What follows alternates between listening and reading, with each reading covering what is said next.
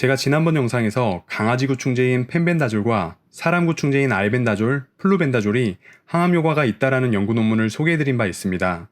그렇지만 이런 논문들은 사람을 대상으로 진행한 것이 아니기 때문에 섣불리 사람에서의 항암 효과를 논하기에는 조금 부족한 면이 있다고 생각을 합니다.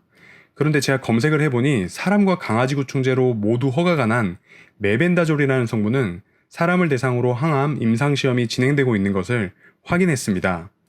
그래서 오늘 관련 내용을 간단하게 소개해드리려고 영상을 제작했으니까요. 관심 있으신 분들께서는 참고해보시면 좋을 것 같습니다.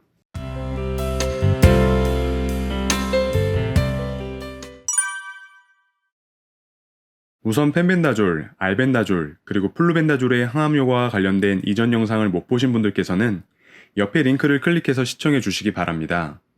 많은 암 환우분들께서 요즘 펜벤다졸 투약을 시도해보고 계실 것 같은데요. 우리나라 식약처, 의사협회, 약사회에서는 펜벤다졸은 안전성이 확보되지 않았기 때문에 암 환자가 투약하는 것은 바람직하지 않다라는 취지의 입장을 밝혔습니다. 그럼에도 불구하고 위험을 무릅쓰고 펜벤다졸 투약을 시도해보고 계신 암 환우분들께서는 어찌 보면 제약회사들이 시도하고 있지 않은 임상시험을 대신 수행하고 있다는 생각이 듭니다. 아직 초창기이기 때문에 어떤 결과가 나올지 누구도 예상할 수 없지만 많은 분들의 이런 용기가 향후 암 환우분들께서 암을 극복하는데 유용하게 활용될 수 있는 밑바탕이 될 수 있으리라 생각합니다. 자, 이제 본론으로 들어가서 메벤다졸이라는 약물은 우리나라에서는 동물용 구충제로만 허가가 된 성분이고 미국이나 유럽에서는 사람과 동물 구충제로 모두 허가가 난 성분입니다. 화학 구조를 보면 메벤다졸과 펜벤다졸이 일부 치환기를 제외하고는 매우 유사한 것을 확인할 수 있습니다. 물론 메벤다졸과 펜벤다졸의 약물 작용 기전도 거의 동일합니다. 근데 메벤다졸은 펜벤다졸과 달리 사람용 구충제로도 허가가 났기 때문에 구충제로서의 안전성은 확보된 약물입니다. 다만 항암제로서의 안전성은 현재 임상시험을 통해 확인이 되고 있다고 보시면 되겠습니다. 동일한 약인데 구충제로서의 안전성과 항암제로서의 안전성을 왜 굳이 구분하느냐라고 궁금해하시는 분들이 계실 것 같은데요. 구충제로 먹을 때의 약물의 용량과 투여 스케줄이 항암제로 먹을 때와는 다르기 때문에 별도로 평가를 해야 되는 것입니다. 쉽게 설명하면 구충제는 많이 먹어봐야 1년에 봄, 가을 2번 먹습니다. 근데 동일한 약이라고 하더라도 암을 치료하기 위한 목적으로 먹을 때에는 더 많은 용량을 더 자주 먹을 수밖에 없습니다. 그렇기 때문에 구충제로 1년에 2번 먹을 때에는 아무런 부작용이 없던 약이라고 하더라도 항암 용도로 먹을 때에는 부작용이 생길 수 있기 때문에 사람에게서 임상시험을 진행해야 허가가 나는 것입니다. 참고로 펜벤다졸의 경우 임상시험을 통해 사람에게서의 안전성이 확보되지 않았기 때문에 식약처나 의사협회, 약사회에서 투약하지 말 것을 권고하고 있다고 보시면 됩니다. 2016년을 기준으로 메벤다졸 한정은 후진국에서 우리나라 돈으로 약 50원에서 100원 정도, 영국에서는 6,000원 정도, 근데 미국에서는 50만 원 정도에 판매되고 있다고 합니다. 메벤다졸이 항암 임상시험을 진행하고 있기 때문인지 몰라도 역시 철저한 자본주의 국가인 미국에서는 벌써부터 가격이 폭등한 것 같습니다. 메벤다졸의 항암 효과를 논문, 특허, 임상시험 순으로 확인해 보도록 하겠습니다. 자, 먼저 논문을 검색하기 위해서 도서관 홈페이지에 접속을 했습니다. 메벤다졸은 1971년에 개발이 된 약물이어서 논문이 굉장히 많기 때문에 저는 논문의 제목에 메벤다졸과 암 또는 종양이 포함된 논문만을 검색해 보겠습니다. 검색 키워드는 메벤다졸, 캔서 오어 튜머로 했습니다. 자, 검색 결과 총 53건의 논문이 검색되었습니다. 먼저 제목만 간단하게 몇 개 살펴보겠습니다. 1번 논문, 메벤다졸을 결장암을 치료하기 위해 재개발한다. 2번 논문, 메벤다졸의 뇌종양 치료 효과. 3번 논문, 메벤다졸 유도체의 항암 활성. 6번 논문, 메벤다졸이 사람 암 세포에서 항암 효과를 발휘한다. 7번 논문, 메벤다졸을 유방암에서 활용한다. 10번 논문, 메벤다졸이 트라메틴입과 병용하여 악성 흑색종을 억제한다.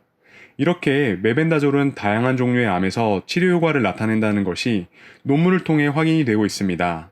논문을 하나 선택해서 간단하게 살펴보면 이 논문은 2002년에 나온 논문이고 제목을 보시면 메벤다졸이 비소세포성 폐암세포의 사멸을 유도한다 라고 적혀 있습니다.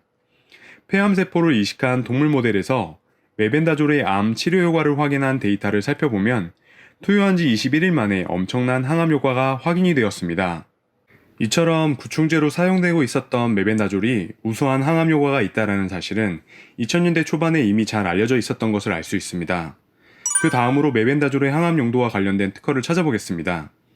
이 사이트는 제가 유료로 이용하고 있는 특허 문헌 전문 검색 사이트입니다.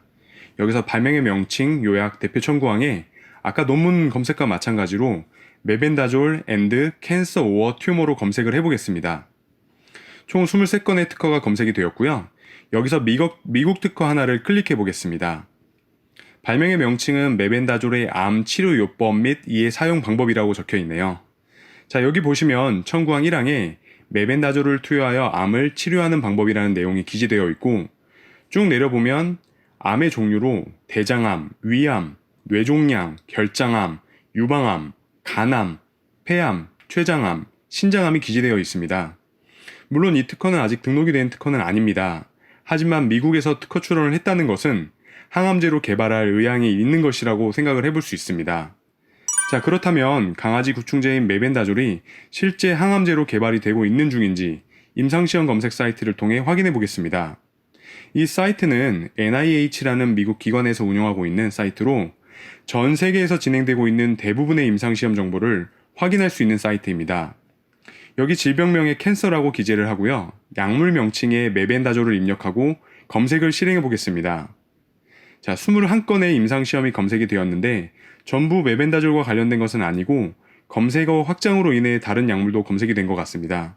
메벤다졸과 관련된 임상시험만 살펴보면 여기 1번 임상시험, 제목이 메벤다졸을 결장암 치료용 보충제로 활용하기 위한 임상시험이라고 적혀 있네요. 이 임상시험은 메벤다졸만 투여한 건 아니고 여기 폴폭스와 아바스틴이라는 항암제와 함께 병용 투여하는 임상실험입니다. 내용을 살펴보기 위해 클릭해보면 현재 임상 3상이 진행되고 있고 약 40명 정도의 환자가 모집되었고 2019년 4월 1일에 임상시험이 시작돼서 2028년에 마무리가 될 예정이라고 합니다.